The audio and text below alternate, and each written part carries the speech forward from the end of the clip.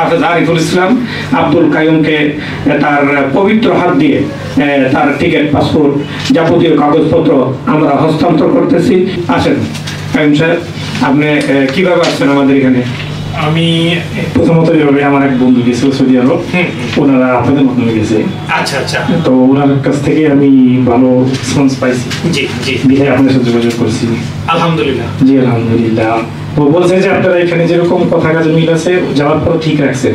তো আমার ওইটাই প্রয়োজন যে আমরা আমাদের পাশে এই পর্যন্ত আপনারা আছেন, যাওয়ার পর যদি আমাদের সাথে থাকেন, এই কথা, এইটাই, আর কিছু না, আর কিছু না, আর কিছু না। আপনি মানে ওর কথা শুনে আমি চলে আসছেন। জি, আপনার ইমান তো অনেক শক্ত ইমান।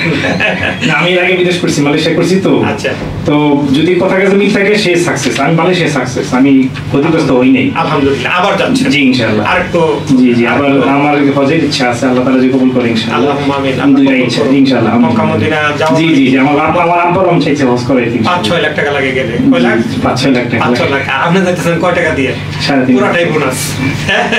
জি, আমাদের পাশে থাকবেন ইনশাআল্লাহ। আমাদের আরো ভাই ব্রাদার আছে, যে আমার আর 2টা বন্ধু আছে, আমার পরে ওরা যাবে। ওরা আমার দেখে আসছে আলহামদুলিল্লাহ। এইভাবেই বাংলাদেশে লামিয়া ওভারসিজকে মানুষে সৌদির কিং বলে। কি বলে? জি, সৌদির কিং বলে আমাকে সবাই। আমার যত বন্ধু বান্ধব আছে, আমার যত ফ্রেন্ড সার্কেল আছে, যারা রিক্রুটিং মালিক, তারা সবাই আমাকে সৌদির কিং বলে। আল্লাহর রহমতে আমি এত লোক সৌদি আরব পাঠাইছি, ইনশাআল্লাহ অন্য লাইসেন্স মনে এত লোক পাঠাই নাই। আমি এখানে মেডিকেল করার পরও আপনার অনেক এজেন্সিতে নিজেও পর্যবেক্ষণ করছিলাম। তো ওদের আসলে ডিমান্ড অনেক, মানে আমি এই জিনিসটা এখানে দেখলাম, ডিমান্ড ওদের চেয়ে আপনাদেরটা কিছু অনেকটা কম আছে। আমরা যে একটা কথা বলে না, পাইকারির মতো।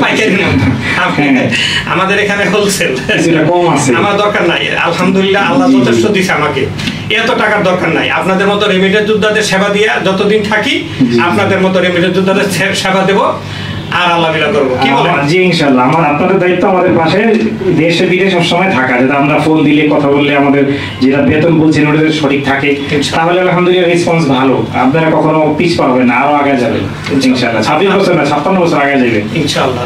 আপনি মন থেকে দোয়া করবেন। জি অবশ্যই দোয়া করব। রেমিটেন্স যোদ্ধা আবদার রইল, মক্কা মদিনা গিয়ে খাস করে লামিয়া ওভারসিজের জন্য দোয়া করবেন। সবার জন্য দোয়া করবেন। মানে রেমিটেন্স যোদ্ধা অনেক কথা বললাম, মুখটা মিলিয়ে দিই। প্রিয় দর্শক, অনেক সুন্দর মনের মানুষ, সে আরেক বন্ধু বা তার আত্মীয় স্বজন গেছে ওইখানে, ওই রেফারেন্সে আসছে, অনেক বিশ্বাস নিয়ে আসছে। আল্লাহ যাতে কবুল করে, সবাই দোয়া করবেন। আপনারা দোয়া করলেই সে ভালো থাকবে। আসসালামু আলাইকুম।